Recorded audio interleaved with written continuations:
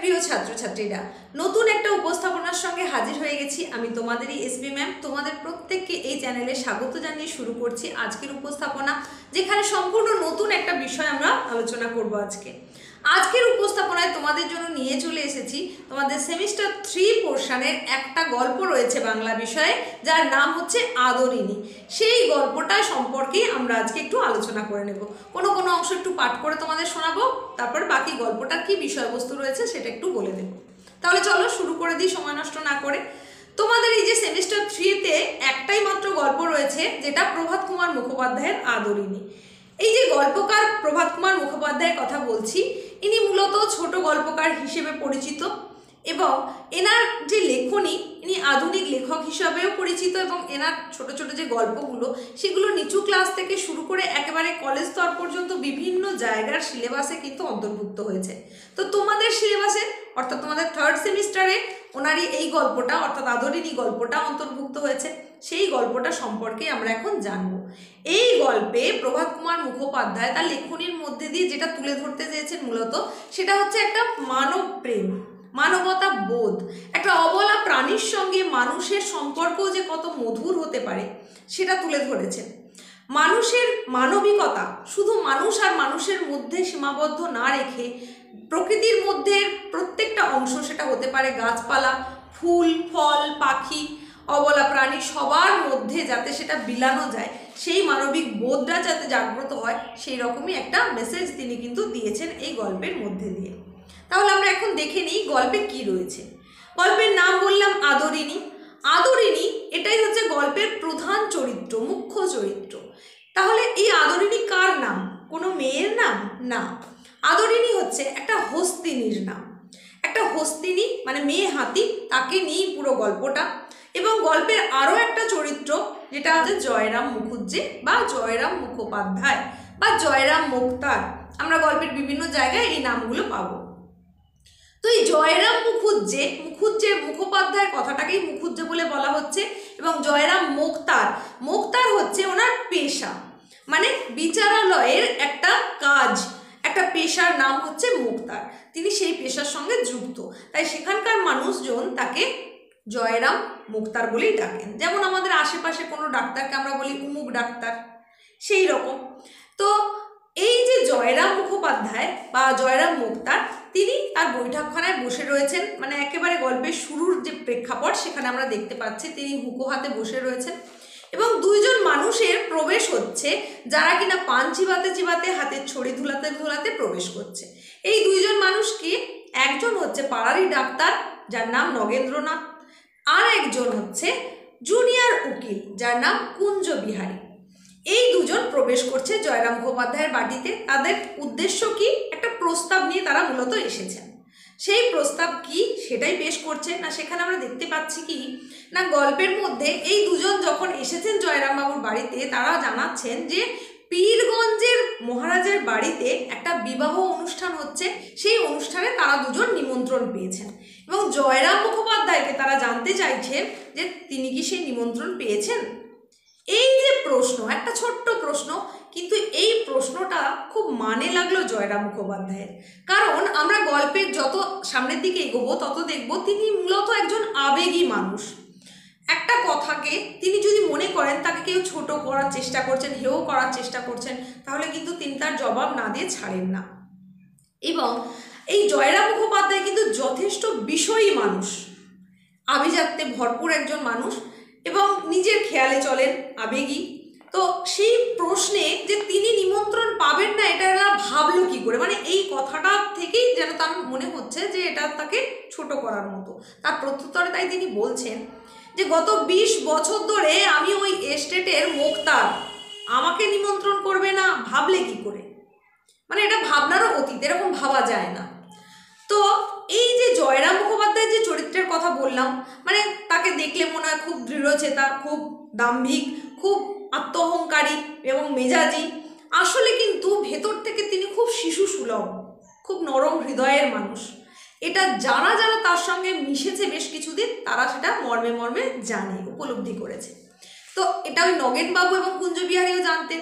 তাই সঙ্গে সঙ্গে তারা বললেন, না আপনার তো নিমন্ত্রণ হবে জানি, কারণ এই জেলায় আপনার মতন বিষয়ী লোক কে আছে, নিমন্ত্রণ হয়েছে জানে, কিন্তু আপনি কি যাবেন? তো সেই তার কথার উত্তরে আবার জয়রাম বাবু বলছে যে কেন, তোমরা কি ভাবছো, তোমরা কি যাবে? তখন নগেন বাবু বলছেন কি, যাওয়ার তো ইচ্ছে রয়েছে 16 আনায়, কিন্তু কিভাবে যাবে? কারণ দূরত্বটা এমনই, মানে ওনাদের বাড়ির থেকে ওই মহারাজের বাড়ি পর্যন্ত যে দূরত্ব সেটা এতটাই যে গরুর গাড়িতে গেলে যেতে 2 দিন, আসতে 2 দিন সময় লাগে। আবার ঘোড়ার গাড়ি যাওয়ার মতো পথ নয়, পালকি পাওয়া যাবে কিনা সে বিষয়ে সন্দেহ রয়েছে। তো এই সব ভাবনা চিন্তা চলছে, সেই বিষয়ে পরামর্শ করার জন্য জয়রাম বাবুকে তারা প্রস্তাবটা রেখেছেন। এবং জয়রাম বাবুর সঙ্গে যেহেতু একটা ভালো হৃদ্যতার সম্পর্ক রয়েছে ওই জমিদার বাড়ির সঙ্গে, তাই তিনি যদি একটা হাতির ব্যবস্থা করতে পারেন তাহলে কিন্তু খুব ভালো হয়, সবাই একসঙ্গে যেতে পারে। জয়রাম বাবু তখন খুব খুশি হয়ে গেলেন। তারা যেহেতু একটু তাবেদারি করে দিয়েছে, তারা একটু তোষামত করে দিয়েছে, তিনিও একটু খুশি হয়ে গেছেন। তখন তিনি তার যে ক্ষমতা রয়েছে, তার যে একটা ভালো সম্পর্ক রয়েছে জমিদার বাড়ির সঙ্গে, এবং সেই সম্পর্কের জেরে তিনি যেটা সহজেই করে ফেলতে পারেন এটা বোঝানোর জন্য তিনি বললেন, এই ব্যাপার ঠিক আছে, সন্ধ্যের মধ্যেই হাতি এসে যাবে, আমি লিখে দিচ্ছি মহারাজকে। তো এইরকম ভাবে কথোপকথনের মধ্যে দিয়ে আমরা গল্পের একটু আগের দিকে এগিয়ে যাচ্ছি, মানে গল্প চলছে। তো এবার তারপরে আমরা কি দেখছি না, পরের দিন তখন যেহেতু তিনি মুক্তার, তার এরকম অনেক মক্কেল রয়েছে যারা কিনা তার বাড়িতে বৈঠকখানায় এসে বিভিন্ন মামলা মোকদ্দমার কথা নিয়ে আলাপ আলোচনা করেন। তো সেই রকমই মামলা মোকদ্দমার কথাবার্তা চলছে বিভিন্ন মক্কেলদের সঙ্গে। হঠাৎ আমার মনে পড়ে গেছে যে রে, হাতির কথা তো জানাতে হবে, জমিদার বাবুর কাছে খবর দিতে হবে। সঙ্গে সঙ্গে তিনি একটা চিঠি লিখে দিলেন এবং তারই একজন ভৃত্যের মারফত সেটাকে পাঠিয়ে দিলেন, মানে একটা হাতি লাগবে সেই বিষয়ক চিঠি তিনি লিখে পাঠিয়ে দিলেন। তো তারপর তিনি যথারীতি তার মোকদ্দমার কাজ শুরু করে দিলেন। আবার আমরা এই জায়গায় দেখছি কি, জয়রাম মুখোপাধ্যায়ের চারিত্রিক কিছু গুণাবলী, তিনি কিভাবে মুক্তারি চাকরিটা পেলেন, এই সম্পর্কে গল্পে কিছুটা অংশ গল্পকার তুলে ধরেছেন। সেখানে আমরা দেখব যে যশোর জেলা হচ্ছে এর আদি বাসস্থান, মানে জয়রাম মুখোপাধ্যায় তিনি আদি তার যে বাসস্থান সেটা হচ্ছে যশোর জেলায়। তারপর তিনি সেখান থেকে যখন এদেশে চলে এসেছিলেন তখন রেলও কিন্তু চালু হয়েছিল না। তিনি কিছুটা নৌকায়, কিছুটা পদব্রজে মানে পায়ে হেঁটে, কিছুটা গরুর গাড়িতে করে এসেছিলেন এই দেশে। সেই সময় তার সঙ্গে কিন্তু কিছুই ছিল না, বিষয় সহায় সম্বল বলতে তার ছিল শুধুমাত্র একটা ক্যাম্বিসের ব্যাগ এবং একটা পেতলের ঘটি, আর কিছুই তার ছিল না। এরপরে তিনি কি করলেন, 13 পয়সায় বাসা ভাড়া নিলেন এবং নিজে হাতে রান্না করে খাওয়া শুরু করলেন আর মুক্তারি ব্যবসা আরম্ভ করে দিলেন। এইভাবে হলো তার মুক্তারি চাকরির সূত্রপাত। এবং সেখান থেকে সেই যে সহায় সম্বলহীন মানুষটা, সেই মানুষটা থেকে আজ তার কি হয়েছে, তার দালান কোঠা বাড়ি হয়েছে, সেখানে বাগান করেছেন, পুকুর করেছেন, অনেক কোম্পানির কাগজ কিনেছেন। এই রকমভাবে তিনি তার যে সম্পত্তি, বিষয় সম্পত্তি, তার পরিমাণ বৃদ্ধি করেছেন। সুতরাং এ থেকে আমরা বুঝতেই পারি যে তিনি বেশ সুচতুর। এবং তার দৈহিক বর্ণনা দিতে গিয়ে এখানে গল্পকার বলেছেন যে তার বয়স হবে 50 বৎসরের ঊর্ধ্বে, 50 বৎসর প্লাস। আর কি না, তিনি যদি আর একটু ফর্সা হতেন তাহলে তাকে গৌরবর্ণই বলা যেত। আর তার গোঁফ হচ্ছে মোটা মোটা, কাঁচায় পাকায় মিশ্রিত অবস্থায় রয়েছে, মাথার সম্মুখ ভাগে টাক রয়েছে এবং তার যে ভেতরের যে উচ্ছ্বাস সেটা যেন তার 2 চোখ দিয়ে উতলে উতলে পড়ছে, মানে তার ভেতরকার যে কোমলতা সেটা যেন মনে হয় তার চোখ দিয়ে উছলে পড়ছে। তো যে সময় তিনি মুক্তারি শুরু করেছিলেন সেই সময়ে ইংরেজ মুক্তারদের কিন্তু পশার বেশ, মানে ইংরেজি জানা মুক্তারদের পশা শুরু হয়ে গেছিল, কিন্তু তাহলেও তিনি পিছু হটেননি। তিনি তার জায়গাটাকে যথেষ্টই পোক্ত করেছিলেন এবং তিনি এতটাই একটু মেজাজি আবেগী মানুষ ছিলেন যে কোনো কারণে যদি কারোর সঙ্গে মতবিরোধ লাগতো তাহলে কিন্তু তিনি কথা শোনাতেও ছাড়তেন না। সেখানে তিনি ঊর্ধ্বতন অধস্তন এই কথাগুলো মাথায় কিন্তু রাখতেন না। এই রকম উদাহরণও কিন্তু আমরা গল্পের মধ্যে পেয়েছি। মানে গল্পের মধ্যে আমরা কি দেখছি, তিনি স্নেহ বাৎসল্যে ভরপুর আবেগপ্রবণ মানুষ ঠিকই, তিনি কিন্তু তার মেজাজটা একটু রুক্ষ প্রকৃতির ছিল এবং যৌবনকালে যে সেটা আরও রুক্ষ প্রকৃতির ছিল সেটাও কিন্তু পরিষ্কার বোঝা যায়। মানে কোনো কারণে হাকিমেরা যদি কোনো রকমের অবিচার করে থাকে তিনি কিন্তু চূড়ান্ত সেখানে চিৎকার চেঁচামেচি করে একটা ব্যাপার স্যাপার ঘটিয়ে ফেলতেন। তাছাড়া আমরা একবার দেখছি কি, একটা ঘটনার কথা এখানে গল্পকার তুলে ধরছেন যে একজন ডেপুটি তিনি এজলাসে গিয়ে এমন কিছু একটা আলাপ আলোচনা করলেন যে সেই কারণে জয়রাম মুখুজ্জের সঙ্গে তার বচসা শুরু হয়ে গেল। এবং বাড়ি তো তিনি ফিরলেন, বাড়ি ফিরে দেখছেন কি তার যে একটা গরু গাভী মঙ্গলা, যার নাম মঙ্গলা গাই, তার বাছুর হয়েছে এবং সেটা হচ্ছে এড়ে বাছুর। এবং সেই বাছুরটার তিনি নামকরণ করলেন ওই ডেপুটির নাম অনুসারে। মানে বোঝাই যাচ্ছে যে তিনি কিভাবে প্রতিশোধ স্পৃহা যুক্ত একটি মানুষ। তাছাড়াও আরও একটা আমরা এখানে উদাহরণ দেখতে পাচ্ছি, তার যে চারিত্রিক বৈশিষ্ট্য, তিনি যে কাউকে ধারেন না, তার পছন্দসই না হলে সেই রকম আরও একটা ঘটনার বিবৃতি আমরা এখানে পাচ্ছি কি, আরও একবার এইরকমই একজন ডেপুটির সঙ্গে আইনি বিভিন্ন কথাবার্তার একটা লড়াই চলছে, যেখানে কিনা একজন হাকিম সেটা সায় দিচ্ছে না জয়রাম মুখুজ্জের কথায়। তখন তাকে উদ্দেশ্য করে বলছে কি যে আপনার তো দেখি আইনি বুদ্ধি আমার স্ত্রীর থেকেও কম। মানে আইনি যে জটিলতা, আইনি যে ব্যাপার স্যাপার, সেগুলো মেয়েরা নাকি একটু কম বোঝে, এটা কথিতই রয়েছে। তো সেই কথাটাকে ঘুরিয়ে তিনি ওই হাকিমকে উদ্দেশ্য করে বলছেন যে আপনার আইনি বুদ্ধি তো আমার স্ত্রীর থেকেও কম। এইভাবে তিনি একটা সেখানে প্রতিশোধ নেওয়ার চেষ্টা করলেন বাক্যবাণের মধ্যে দিয়ে। এবং এটা বলার কারণে তাকে কিন্তু কি হয়েছিল, জরিমানাও দিতে হয়েছিল। এবং সেই জরিমানাটা ছিল 5 টাকা। আর এই 5 টাকার জরিমানাটাকে এড়ানোর জন্য বা তার ক্ষমতাটাকে বোঝানোর জন্য তিনি আবার হাইকোর্টে অ্যাপিল করেছিলেন। এবং সেই অ্যাপিল করে সেখানে তিনি 1700 টাকা খরচ করেছেন। মানে 5 টাকার জরিমানাকে এড়ানোর জন্য তিনি যেটা আবার হাইকোর্টে অ্যাপিল করলেন, সেটা হচ্ছে 1700 টাকা তার বাবদ খরচ হয়ে গেল। আর এই 1700 টাকা খরচের মধ্যে দিয়ে তিনি কিন্তু ওই 5 টাকার জরিমানাটাকে বন্ধ করেছিলেন। মানে এই রকমই তিনি মানুষ ছিলেন। তবে তিনি প্রচুর দান ধ্যান করতেন, প্রয়োজনে মানুষদেরকে অন্নদান করতেন, সেটাও আমরা কিন্তু গল্পের মধ্যে পাচ্ছি। এহেন মানুষ যখন কারোর কাছ থেকে কোনো কারণে প্রত্যাখ্যিত হয় তখন সেটা মানতে পারেন না। সেটা আমরা গল্পের আরও একটু আগের দিকে যখন যাচ্ছি তখন দেখব কি না, ওই যে ভৃত্যকে পাঠানো হয়েছিল জমিদার বাড়িতে, সেখান থেকে সেই পত্রবাহক ফেরত এসেছে, ফেরত এসে জানালো যে হাতি পাওয়া গেল না। তখন জয়রাম মুখুজ্জি জানতে চাইলো কেন, তুমি কি মানে চিঠিটা দাওনি? না, দেওয়ানজিকে দেওয়া হয়েছিল, তিনি মহারাজের কাছে নিয়ে গেছিলেন, মহারাজ জানিয়েছেন যে নেমন্তন্ন হয়েছে, এর থেকে আরও কি, তার জন্য আবার হাতি গরুর গাড়িতে করে আসতে বলো, তিনি হাতি দেননি। ব্যাস, এই যে প্রত্যাখ্যানটা সেটা কিছুতেই তিনি মানতে পারলেন না। তিনি ঘোর অপমানিত বোধ করলেন এবং তিনি তখনই ঠিক করলেন যে বিয়েবাড়িতে যাবেন না, যদি যান তাহলে অবশ্যই হাতিতেই যাবেন, হাতিতে ছাড়া অন্য কিছুতে যাবেন না। আর এই যে প্রত্যাখ্যানের খবর সেটা যখন তিনি শুনলেন তখন তিনি বৈঠকখানায় বসে রয়েছেন, যেখানে কিনা অনেক মানুষজনও রয়েছে। সকলের সামনে এই ঘটনাটা ঘটায় তিনি আরও অপমান বোধ করলেন এবং কেউ কেউ এমনও মন্তব্য করলেন যে কি আর করা যাবে, পরের জিনিস, সেখানে তো জোর নেই। ইমামউদ্দিন শেখ বলে একজনের কথাও আবার কেউ কেউ মানে উপদেশ বা পরামর্শ হিসেবে বললো যে তার একজোড়া নতুন বলদ এসেছে যেটা খুব দ্রুত যায়, সেই গাড়িতেও আপনি চলে যেতে পারেন। এই সমস্ত কথায় তিনি আরও যেন রেগে গেলেন, ভেতরে ভেতরে আরও বেশি প্রতিশোধ স্পৃহা তার মধ্যে জাগ্রত হলো।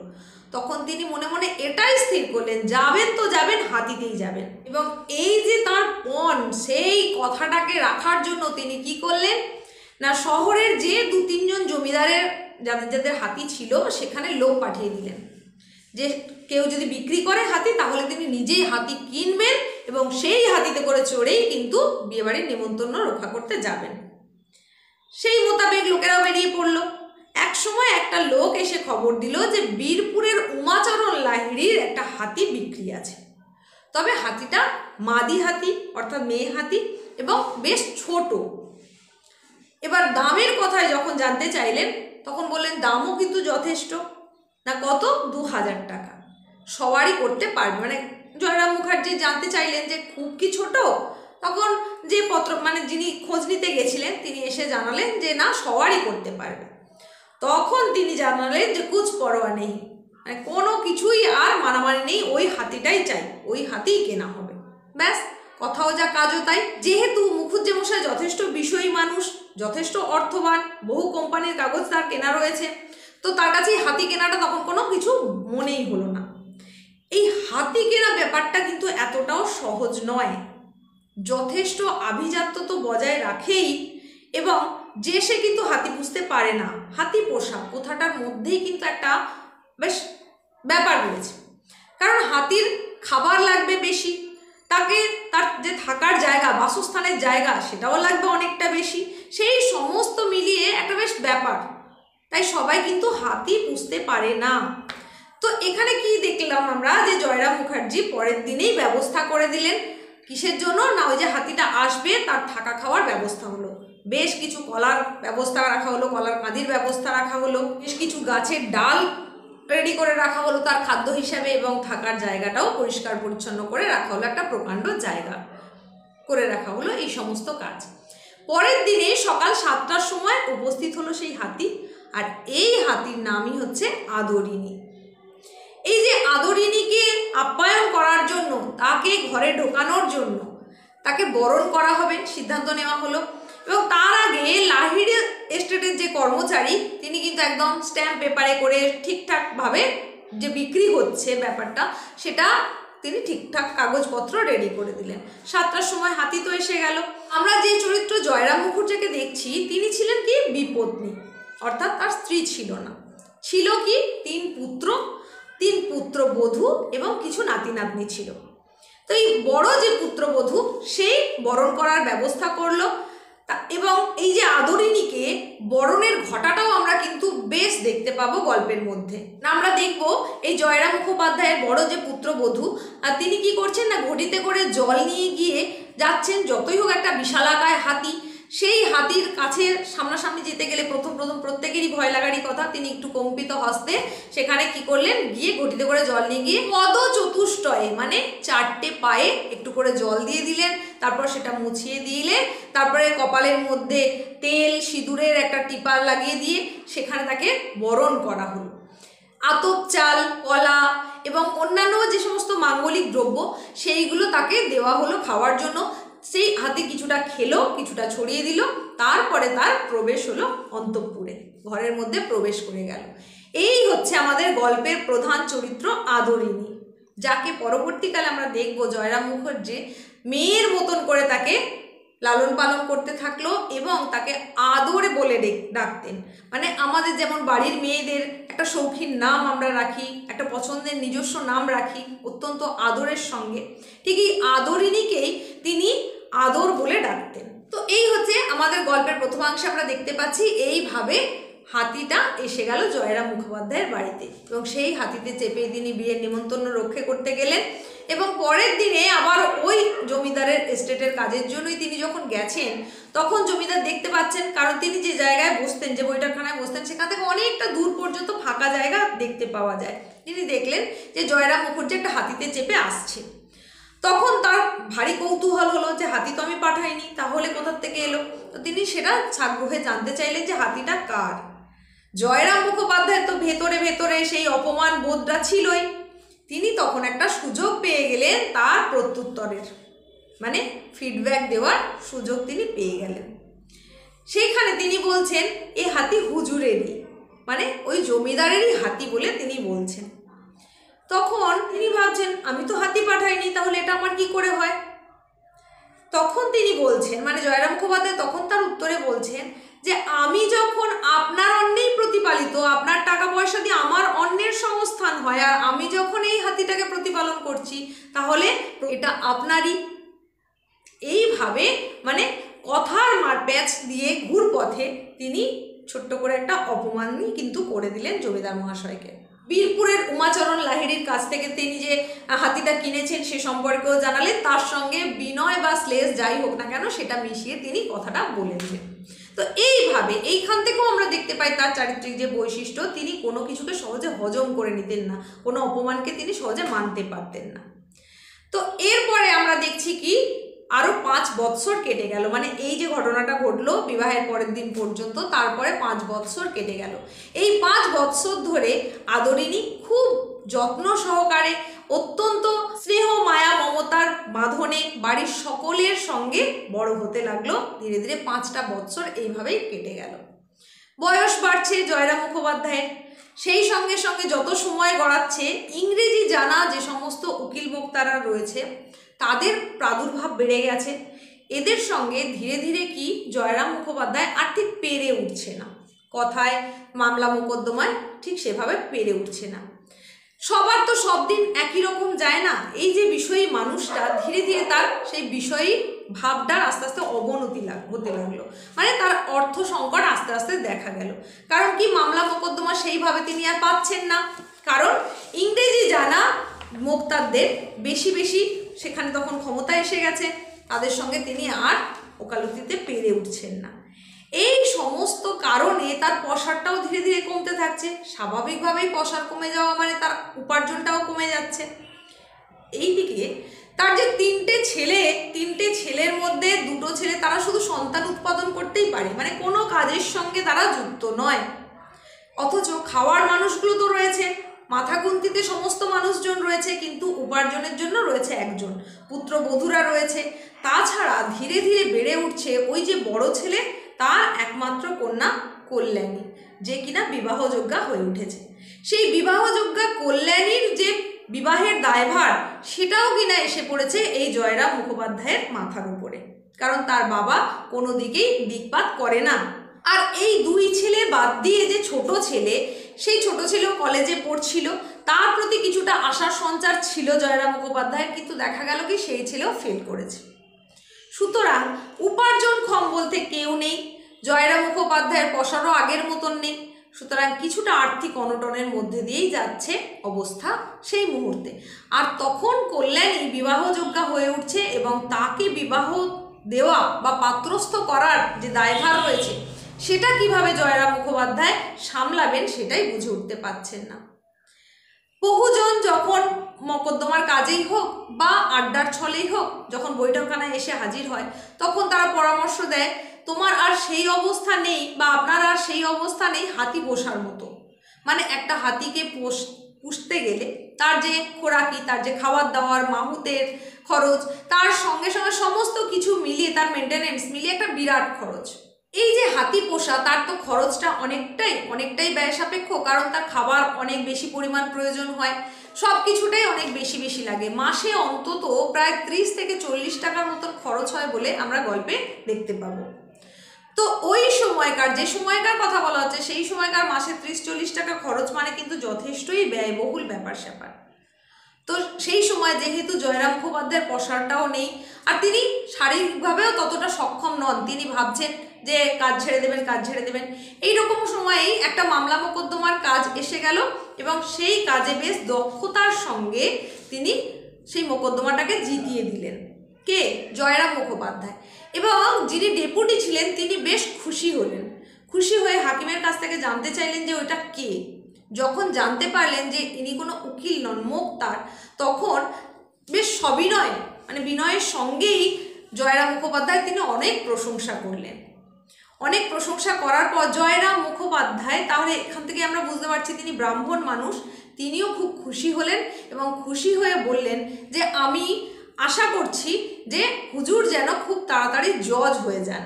তিনি নিজেকে বুড়া ব্রাহ্মণ বলে বললেন যে এই বুড়া ব্রাহ্মণ আশীর্বাদ দান করছে, হুজুর যেন জজ হয়ে যান। এই কথা বলে তিনি এজলাস থেকে বেরিয়ে চলে আসেন, এবং তারপর থেকে তিনি আর এজলাসে ফেরত যাননি, মানে তিনি অবসর গ্রহণ করেন। যে খরচ বাড়ছে, খরচটা তো আর কমছে না, কিন্তু কোনো ইনকাম নেই। এই সময় তিনি ভাবলেন কি, যে যদি হস্তি ভাড়া দেওয়া যায়, যদি হাতিকে ভাড়া দেওয়া যায়, আদরিণীকে যদি ভাড়ায় দেওয়া যায়, তাহলে অন্তত সেখান থেকে কিছুটা টাকা উঠে আসবে। ব্যাস, ভাবাও যা, সঙ্গে সঙ্গে কাজ। তিনি সঙ্গে সঙ্গে একটা লেখা লিখে ফেললেন, কিসের? হস্তি ভাড়ার বিজ্ঞাপন। সেই বিজ্ঞাপনে তিনি লিখলেন, বিবাহের শোভাযাত্রা, দূরাদূরের গমনাগমনের জন্য হস্তি ভাড়ায় দেওয়া হয় আদরিণী নাম্নী হস্তিনী। আর তার খরচ বাবদ দিলেন কি, প্রতি রোজ 3 টাকা হস্তি বাবদ, আর হস্তির খোরাকি বাবদ, মানে খাওয়া খরচ বাবদ 1 টাকা। মাহুতের জন্য কোনো খরচ নেই, তাহলে দৈনিক 4 টাকা হিসেবে ভাড়া দেওয়া যাবে। এইভাবে বেশ কিছুদিন চলতে থাকলো, টুকটাক কিছু ভাড়া আসতেও লাগলো। তো যেটুকু আসতে লাগলো সেটা যথেষ্ট হলো না, দেখা গেল সেখানে হয়তো 15 থেকে 20 টাকার মতন আয় হচ্ছে।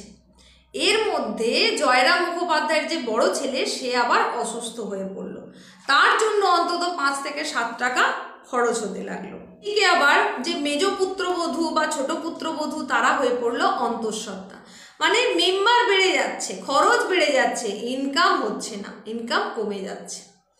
আবার দেখা যাচ্ছে এই যে কল্যাণীর কথা বলছিলাম, বড় ছেলের ঘরের যে নাতনি, তা সে কি করছে, দ্বাদশ বর্ষে পদার্পণ করছে, মানে 12 বৎসর।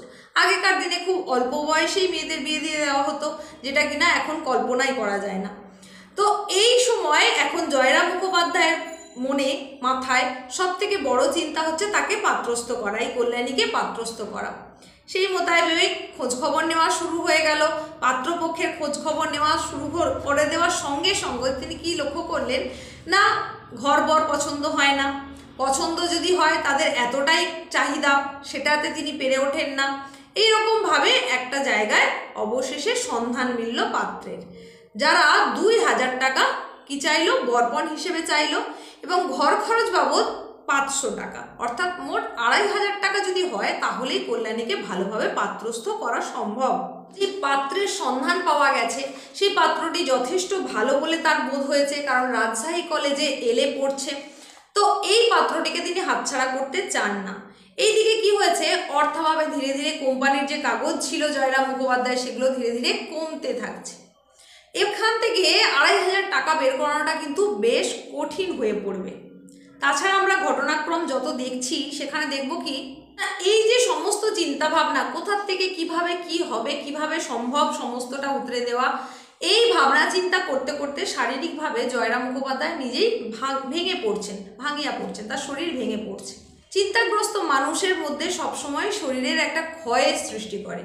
তো এইভাবে আমরা দেখছি আরও আগের দিকে যত গল্পের অংশে আমরা এগিয়ে যাব সেখানে দেখা যাবে তখন তার যে সমস্ত বন্ধুগণ তারা তাকে পরামর্শ দিচ্ছেন যে তোমার এখন আর এই হাতি পোষার সময় নয়, এই হাতিটাকে তুমি বিক্রি করে দাও, সেখান থেকে তুমি বেশ কিছু টাকা পেয়ে যাবে, যেটা দিয়ে কল্যাণীর খুব ভালোভাবেই বিয়ে সম্পন্ন হওয়া সম্ভব। তো কিছুতেই তিনি এই কথাটাকে মানতে পারেন না। কারণ কি, আমরা দেখছি এই যে অবলা প্রাণী, এই যে আদরিনী হাতি, এই হাতিটার সঙ্গে এমন আত্মিকভাবে যুক্ত হয়ে গেছেন জয়রাম মুখার্জি যে তিনি তার কন্যা সম তুলনা করেন, মনে করেন যে এটা তার মেয়ের মতো, এবং তিনি তার প্রত্যুত্তরে এরকম জবাবও দেন। তিনি বলেন যে তাহলে তোমরা বলোই না যে নাতি নাতনিদের খাওয়াতে, ছেলেপুলেদের খাওয়াতেও অনেক খরচ হয়ে যাচ্ছে, তাহলে তাদেরকেও বিক্রি করে দেওয়া ভালো। মানে এইভাবে তার সন্তানদের জায়গায় তিনি আদরিনীকে বসিয়েছেন, সেখানে তাকে বিক্রি করে দেওয়ার কথা মাথাতেই আনতে পারছেন না। কিন্তু আবার ভেবে দেখলেন যে কিভাবেই তাহলে সবটা চলবে। তাকে বেশ কিছুজন পরামর্শ দিলেন যে চৈত্র সংক্রান্তিতে একটা বড় মেলা বসবে, সেই মেলায় পাঠিয়ে যদি আদরিনীকে বিক্রি করে দেওয়া যায় তাহলে সেখান থেকে কিছু অর্থাগম হতে পারে। তো চৈত্র সংক্রান্তিতে বামুনহাটের ওই যে মেলা, সেখানে বিভিন্ন জিনিসই বিক্রি হয়ে থাকে, হাতি, ঘোড়া, উট, এরকম সমস্ত কিছু বিক্রি হয়। তো এই জায়গায় গিয়ে তাকে বিক্রি করে দেওয়ার পরামর্শ কিছুজন যখন দিচ্ছেন, তখন জয়রাম মুখোপাধ্যায় বলছে তোমরা এই কথাটা বলো কি করে? অন্যেরা তখন তার জবাব দিয়ে বলছে যে তুমি তো নিজেই বলো যে ও তোমার মেয়ের মতো, তো মেয়েকে কি চিরকাল ঘরে রেখে দেওয়া যায়? তাকেও তো পাত্রস্থ করতে হয়, বিয়ে দিতে হয়, তাহলে তুমি কেন সেটা ভেবে কষ্ট পাচ্ছ? এমন একজনের কাছে বিক্রি করো যে তার ভালোভাবে দেখভাল করতে পারবে, তাহলে তুমিও নিশ্চিন্তে থাকতে পারবে। এই কথাটা শুনে কোচার খুঁট দিয়ে কি করলেন, চোখের কোণটা একটু মুছে নিলেন জয়রাম মুখোপাধ্যায়। মানে সেই কথাটাতে তিনি অত্যন্ত দুঃখ পেলেন, সেই দুঃখের জায়গা থেকে তার চোখ থেকে জল বেরিয়ে এলো এবং সেটা তিনি লুকানোর চেষ্টা করলেন। তো এই কথা অনুযায়ী ঠিক হলো ওই বামুনহাটের মেলাতেই নিয়ে যাওয়া হবে আদরিনীকে। আদরিনীকে পরিষ্কার পরিচ্ছন্ন করে মেলায় পাঠানোর ব্যবস্থা করা হলো। কিন্তু তাকে একবারের জন্য বলতে পারলো না জয়রাম মুখুজ্জে যে তোমাকে বিক্রির জন্য পাঠানো হচ্ছে। যেহেতু তাকে মেয়ের মতন দেখতো, কখনোই মেয়েকে বিক্রি করে দেওয়ার কথা তো বাবা মা ভাবতে পারে না, তাই সেও বলতে পারলো না। তিনি তখন তাকে বলছেন, হাতিকে বলছেন, যাও মা, মেলায় ঘুরে এসো। তাকে তার নামে সম্বোধন করে বলছেন, আদর, যাও মা, বামুনহাটের মেলায় ঘুরে এসো। এই যে কথোপকথন, এটা থেকে আমরা পরিষ্কার বুঝতে পারছি যে বৃদ্ধ বয়স্ক জয়রাম মুখোপাধ্যায় তিনি বলতে পারছেন না যে তোমাকে বিক্রির জন্য নিয়ে যাওয়া হচ্ছে, সেটা তো তিনি বলতেই পারছেন না, বরং একটু সঠতার সঙ্গে, একটু ছলনার সঙ্গেই তিনি তাকে বললেন মেলায় ঘুরে আসার কথা। তার আগে আমরা কি দেখলাম, বাড়ির ছেলে বউ সবাই মিলে তার খুব যত্ন করছে, হাতির খুব যত্ন করছে, কারণ সে চিরকালের মতো বিদায় নিয়ে নিচ্ছে, আর বাড়িতে থাকবে না। তাকে বিভিন্নভাবে সকলে মিলে তার যত্ন আত্তি করছে। এমনকি রসগোল্লা খেতে ভালোবাসা আদরিনীর জন্য তিনি রসগোল্লাও এনে রেখেছিলেন। সেটা তাকে খাইয়ে তার গলায় হাত বুলাতে বুলাতে তাকে বলছে, যাও মা আদর, তুমি বামুনহাটের মেলায় ঘুরে এসো। তো এই ঘটনার পরে আমরা দেখলাম কি, যে তাকে নিয়ে মাহুত চলে গেল বামুনহাটের মেলায় বিক্রির উদ্দেশ্যে। কিন্তু কয়েকদিন পরে সেখান থেকে ফেরত চলে এলো, হাতি বিক্রি হয়নি। হাতি ফিরে আসায় বাড়ির ছেলে পুরো সকলেই কিন্তু খুব খুশি হয়ে গেল।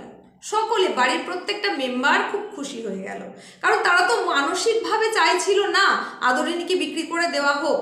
তারা একটা পাকে পড়ে সেই সিদ্ধান্ত নিয়েছে, কিন্তু কেউই চাইছিল না যে আদরিনী তাদের থেকে দূরে চলে যাক।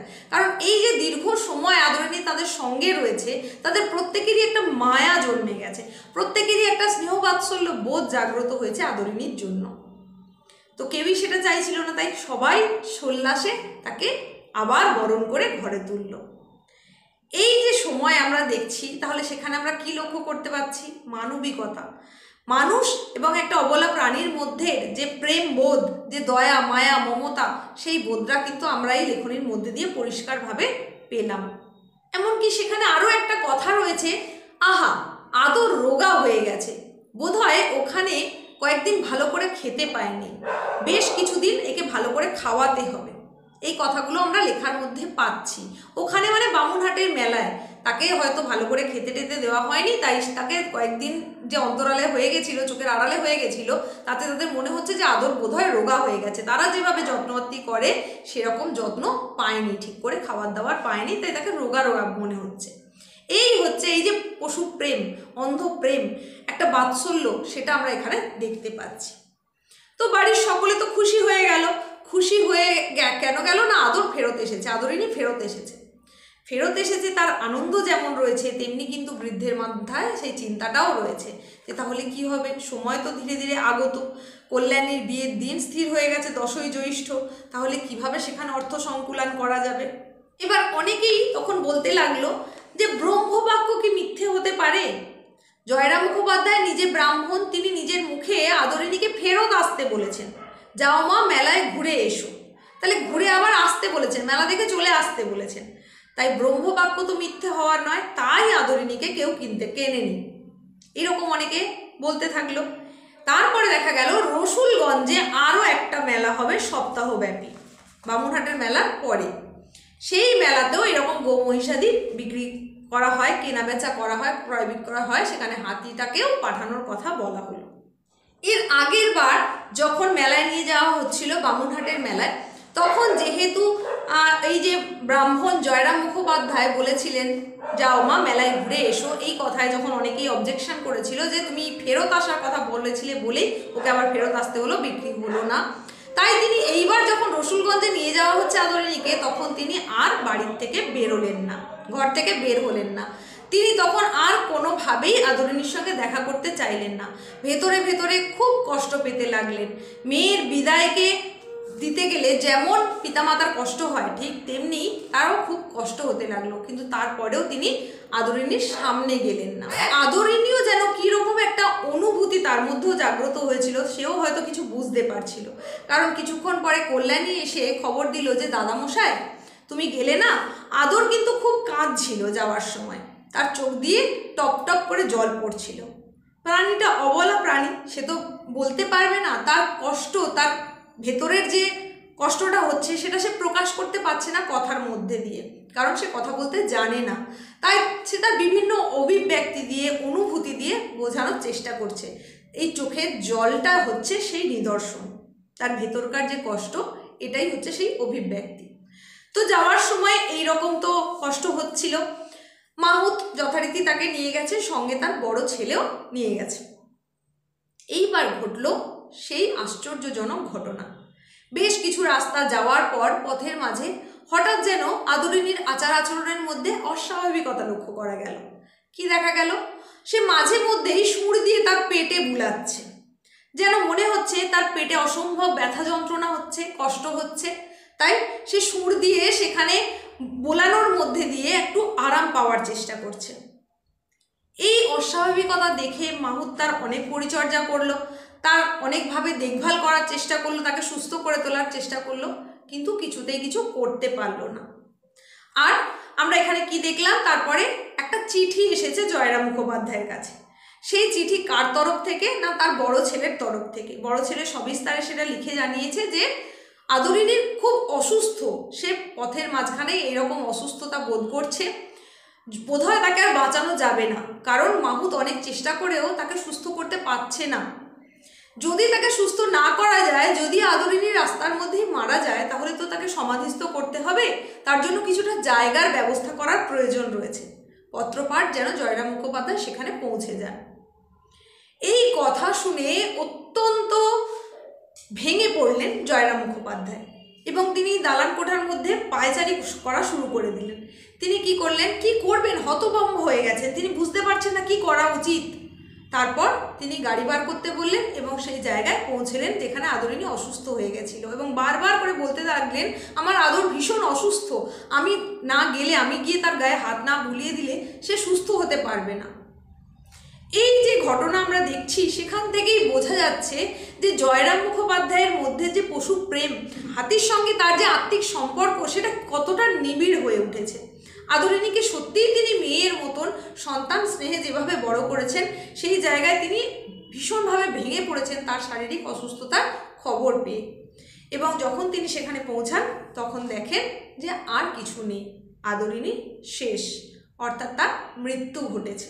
বৃদ্ধ জয়রাম মুখোপাধ্যায় সেখানে পৌঁছানোর পর দেখলেন যে সেই নব জলধর বর্ণ আদরিনী একেবারে নিশ্চল নিস্তব্ধ অবস্থায় পড়ে রয়েছে, তার মধ্যে প্রাণের স্পন্দনটুকুও নেই।